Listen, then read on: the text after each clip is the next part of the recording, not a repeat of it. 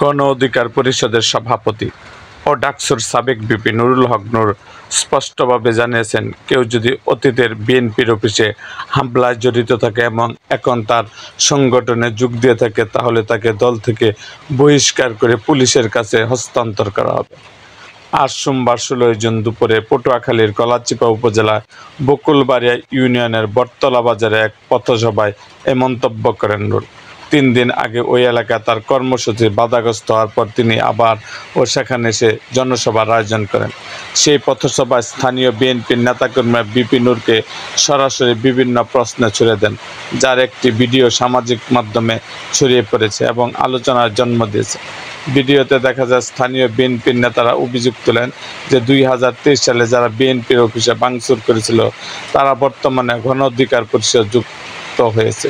এ বিষয়ে বকুলবাড়িয়া ইউনিয়ন বিএনপির সভাপতি হুমায়ুন কবির বলেন, যারা অতীতে ছাত্রলীগ যুবলীগ করে আমাদের অফিস ভেঙেছে তারা এখন আপনার দলে।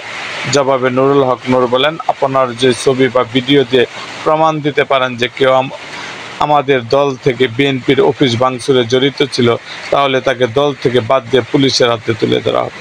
আলোচনার এক পর্যায়ে বিএনপির নেতারা বলেন, তাদের গণ অধিকার পরিষদের সঙ্গে কোনো ব্যক্তিগত বিরোধ নেই, তবে ভিপি নূরকে তারা অনুরোধ করেন যেন তার দলের নেতারা অন্য রাজনৈতিক দলের নেতাদের সম্মান দেখান। এ সময় ভিপি নূর বলেন, বিএনপির সঙ্গে আমাদের সুসম্পর্ক রয়েছে।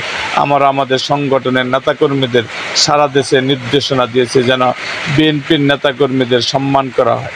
এরকম আরও ভিডিও পেতে এবং রাজনৈতিক অঙ্গনে নানা ঘটনা ও ইতিহাস জানতে আমাদের মুক্তাগাছার ইতিহাস মিডিয়া ইউটিউব চ্যানেলটিকে সাবস্ক্রাইব করুন এবং পাশে থাকা বেল আইকনটি বাজিয়ে দিন।